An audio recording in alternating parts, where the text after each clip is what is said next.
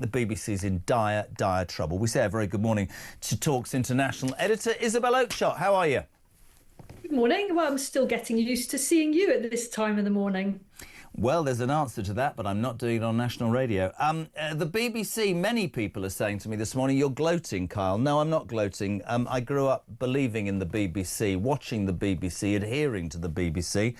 I think what it's become is a national embarrassment. And as I just said, I think they should be playing on the same field as the rest of us, and I believe it is time for major decisions. I know the chairman, Samir Shah, today appearing in front of the Common Select Committee on Culture, Media and Sport and apologising, but yesterday was the end of the road. But I'd love your response to the sources that told us in the last half an hour that the government lent on Tim Davie to resign to keep Trump happy, Isabel. Well, I'm sure there was some kind of conversation or conversations to that effect, but it was very clear to everybody that Tim Davie's position was untenable. And, you know, in terms of gloating, you know, all of us who work for other media outlets that don't have the benefit of taxpayer funding, a kind of, you know, unlimited checkbook to do whatever you like and send hundreds of people to Glastonbury and then force the nation to listen to death to the IDF. Of course, we are right to hold the BBC to the highest possible standards, because this isn't a level playing field, as we've been saying all morning. But I don't think I feel in any way gloaty this morning, because I'm afraid we're going to be stuck with the BBC for a fair bit longer. It's inconceivable that this Labour government is going to defund the BBC, is going to radically change the licence fee system. I'm afraid people will have to wait for another government for that kind of radical change. What we can hope is that this is a huge wake-up call to the corporation, and that they put new systems in place to begin to address some of the absolutely institutional bias that they have on quite a range of issues. I wanted to play the clip that's really the most important clip of all. Martine Croxall is a female news reader. I've actually met Martine. She's cool. She I mean, apparently there's an open revolt in the newsrooms of the BBC. She happened to be reading a news autocue one day, and it said pregnant people.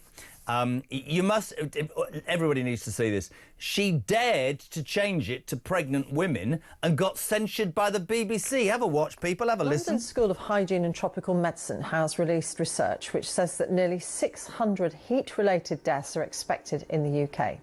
Malcolm Mystery, who is involved in the research, says that the aged, pregnant people, women, and those with pre-existing health conditions need to take precautions. I salute her, Isabel, because I've never met a pregnant man. Thoughts? I'd have done exactly the same in her position. And look, I think this is a cross that we have to die on. Sorry. But no newsreader should be made to recite such absolute twaddle. There's no such thing as pregnant people. There are only pregnant females, pregnant women. And she was quite right to do that. And I'm actually quite heartened that there is a revolt going on in the BBC about this, because it does suggest that perhaps there are more sensible people in there than I thought. I would say, just from a perspective with my international hat on, the BBC is a brand that is worth saving, I think. You know, all over the world, it is still held in very, very high regard. And what is so troubling about this particular scandal is that it is now, because of the Trump involvement, because Trump plays a central role in this, this actually damages the BBC and the good name of the corporation all over the planet. And that is qualitatively different to, you know, relatively domestic rows about Gary Lineker or Hugh Edwards. Those are serious matters, and particularly the Hugh Edwards thing. But this is of a different level. You know, this actually reminds me of the crisis over the so-called dodgy dossier. You know, it really rocked the BBC to its foundations, and this is similar. So change needs to be quick, it needs to be decisive, and the corporation needs to show us how it is going to be different going forward, until such time as perhaps another government comes in that looks at it entirely differently. It's really interesting, actually. You talk about with your international hat on, and you're dead right. It was always held in the highest regard. I would respectfully suggest, because I'm going to play the best clip of the morning, I think this woman should one day stand. Caroline Levitt, the press secretary for Donald Trump. I mean, unlike politicians or commentators in this country who just mess around, they never get to the point. This is Caroline Levitt with her opinion of the BBC back in June. This is brilliant, Isabel. Have a listen, have a watch. The administration is aware of those reports, and we are currently looking into the veracity of them because, unfortunately, unlike some in the media, we don't take the word of Hamas with total truth. We like to look into it when they speak. Unlike the BBC, who had multiple headlines. They wrote, Israeli tank kills 26, Israeli tank kills 21, Israeli gunfire kills 31, Red Cross says 21 people were killed in an aid incident, and then, oh wait, they had to correct and take down their entire story, saying we reviewed the footage and couldn't find any evidence of anything. Oh. Okay, so we're going to look into reports before we confirm them from this podium or before we take action, and I suggest that journalists who actually care about truth do the same to reduce the amount of misinformation that's going around the globe on this front. How brilliant is she, Isabel Oakeshott?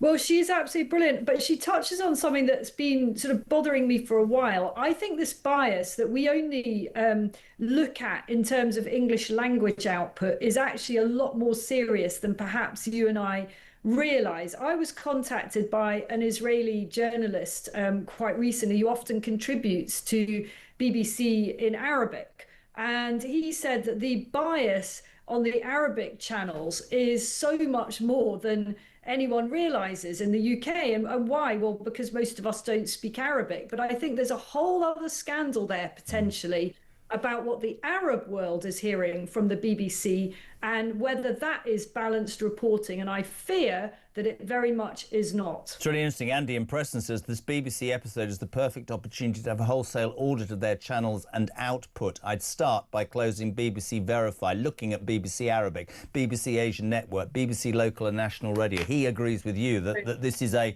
fundamental moment to look at it and say, as we've been saying all morning, Isabel, you want your state broadcaster to be unbiased. You want it to be impartial and straight down the middle. That isn't happening. There seems to be did you see Nick Robinson on the Today programme over the weekend just condescending, anybody who criticises this amazing organisation is a far-right thug. They label people who dare to criticise them as the same people Gary Neville said, middle-class white men put up flags. I think the British public have tired of the BBC almost being given a free pass, and I think it's time that they understood that they should be brought to order.